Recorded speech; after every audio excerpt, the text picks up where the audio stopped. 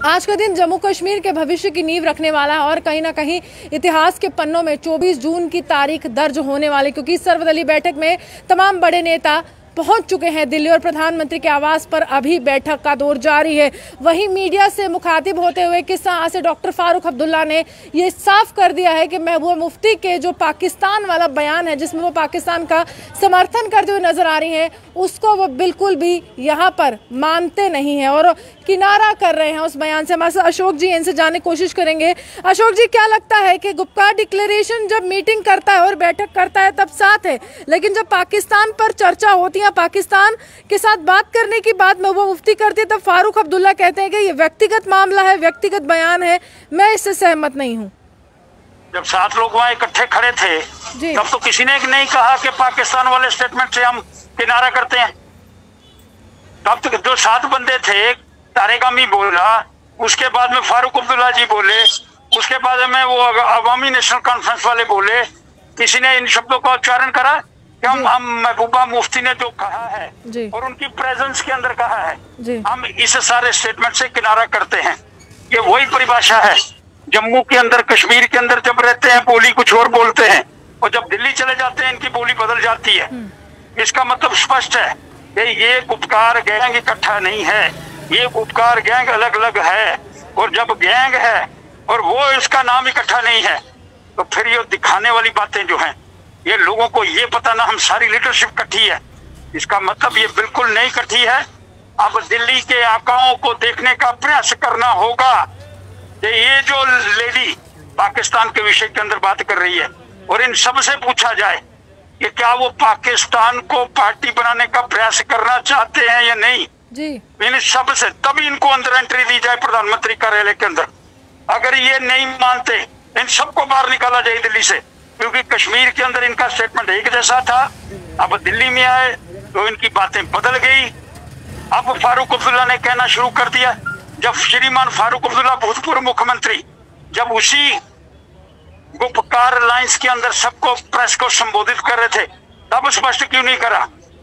इनको प्रधानमंत्री कार्यालय के अंदर एंट्री तब मिले जब ये पाकिस्तान वाले स्टेटमेंट को क्लियर करने का प्रयास अहम सवाल ये भी है कि उनके द्वारा कहा गया है, महबूबा मुफ्ती जब मीडिया के समक्ष आई थी उन्होंने कहा था कि सीधे तौर पर मैं चाहती हूँ तमाम सियासी चेहरे जो जम्मू कश्मीर से बाहर जेलों में बंद है उनको रिहा किया जाए। अगर रिहा नहीं करते हैं तो अन्य राज्यों से जम्मू की या कश्मीर की ओर रुख किया जाए और उनको पूरी तरह से एक तरह से मदद का हाथ जो है वो आगे बढ़ाया जाए। क्या लगता है कि एक तरह से जो अलगाववादी सोच के नेता है उनकी रिहाई की मांग कर रही है, वहीं दूसरी ओर पाकिस्तान का राग लाप रही है और फिर उसके बाद प्रधानमंत्री से मिलने भी जा रही हैं।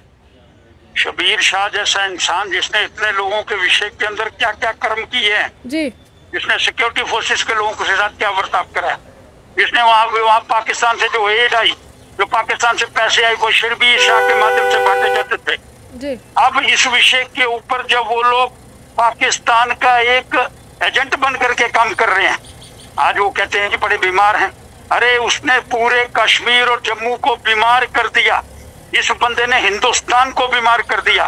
आज उसके बीमारी के विषय के अंदर हम बात कर रहे हैं। इसलिए मैं स्पष्ट कहना चाहता हूँ, ये जितने भी कश्मीर के नेता वहाँ बातचीत करने के लिए जा रहे हैं, इनको तब तक एंट्री प्रधानमंत्री कार्यालय के अंदर नहीं मिलनी चाहिए जब तक पाकिस्तान के विषय के अंदर स्पष्ट नहीं करे। और दूसरी बात, कांग्रेस पार्टी इस सारे विषय पर चुप क्यों है जी?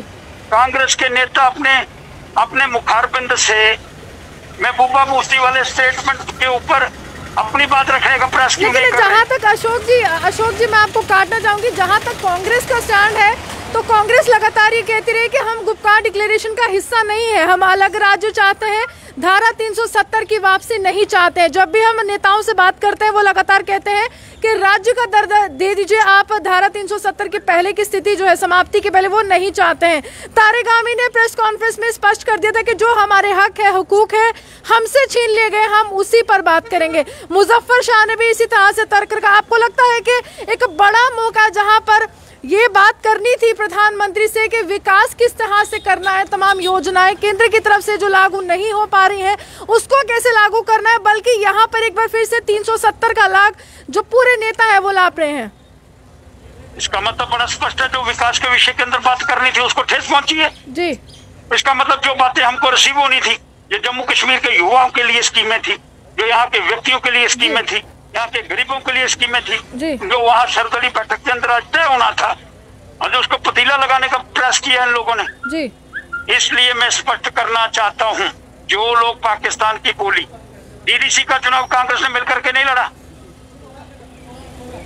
जी। कांग्रेस उसके विषय के अंदर स्पष्ट क्यों नहीं करती?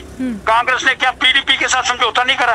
कांग्रेस और नेशनल कॉन्फ्रेंस ने मिलकर के सरकारें नहीं बनाई, पीडीपी के साथ मिलकर के सरकारें नहीं बनाई, पैंथर पार्टी के साथ मिलकर के सरकारें नहीं बनाई।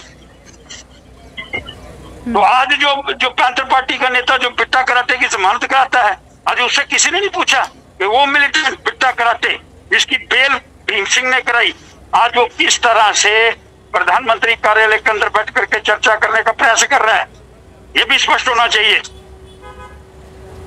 एक अहम सवाल है, प्रोफेसर भीम सिंह कह रहे हैं कि परिसीमन आयोग का काम जितनी तेजी से चल रहा है वो जल्दी से जल्दी पूर्ण, और हम चाहते हैं जम्मू कश्मीर में फिर से चुनाव हो। आपको लगता है कि जब चुनाव की बात होगी या परिसीमन की बात होगी, ये नेता हामी बनेंगे या वहां पर भी 370 की बात रखेंगे? 370 का प्रश्न समाप्त कर दिया गया है। 370 की बात और 35 अब उठाना असंभव है जी। जब पार्लियामेंट के अंदर एक नियम बन गया, जब अपर उसने इसको एक रूल बना दिया, जब कॉन्स्टिट्यूशन बन गया, अब कॉन्स्टिट्यूशन के माध्यम से इसको तोड़ने की बात पार्लियामेंट और अपर हाउस कर सकता है, किसी के अंदर ताकत नहीं है। इसलिए 370 और 35 पर बात निरर्थक है। बात होनी चाहिए प्रोग्रेस पर, बात होनी चाहिए स्कीम्स पर, बात होनी चाहिए गरीबों के विषय के अंदर, बात होनी चाहिए जो रिफ्यूजीज हैं, बात होनी चाहिए वो महिलाएं, बात होनी चाहिए वाल्मीकि समाज के ऊपर, लेकिन उसके विषय के अंदर कोई बात करने का प्रयास नहीं करता। बात क्या हो रही है कि मेरे घर के अंदर पैसे कैसे आएंगे, नेताओं के घर के अंदर पैसे कैसे जाएंगे, नेता चुनाव के अंदर भाग कैसे लेंगे, लेकिन जनता के विषय के अंदर विचार करने का कोई प्रयास नहीं करना चाहता। इसलिए ये जो नेता गए हैं, कम से कम माननीय प्रधानमंत्री जी, मैं तो कहूंगा है कि सर्जिकल स्ट्राइक महबूबा मुफ्ती पर कर दीजिए, उसको जम्मू मत भेजिए, वो पाकिस्तान की बड़ी समर्थक है, कृपा करके उसको तिहाड़ जेल भेज दीजिए।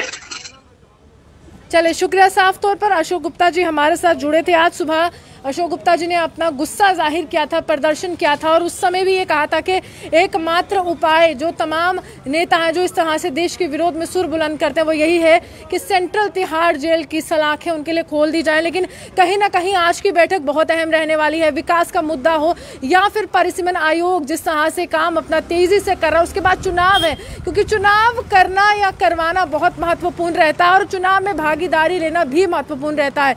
जम्मू कश्मीर की जनता खुद चाहती है जम्मू कश्मीर में चुनाव हो, एक स्थायी सरकार हो, चुने हुए मुख्यमंत्री हो, मंत्री हो, जिनके दरवाजे पर खटखटाते हुए ये जानने की तो कोशिश करें कि आखिरकार यहाँ पर हो क्या रहा है। वहीं दूसरी ओर ये भी आरोप लगाते रहे हैं तमाम राजनीतिक दल कि अभी जो है अफसरशाही का राज चल रहा है, जिससे आम जनता जो है काफी ज्यादा ग्रस्त महसूस करे। आप यही बनवासी देख रहे थे न्यूज़ और जम्मू से रूहानी की रिपोर्ट।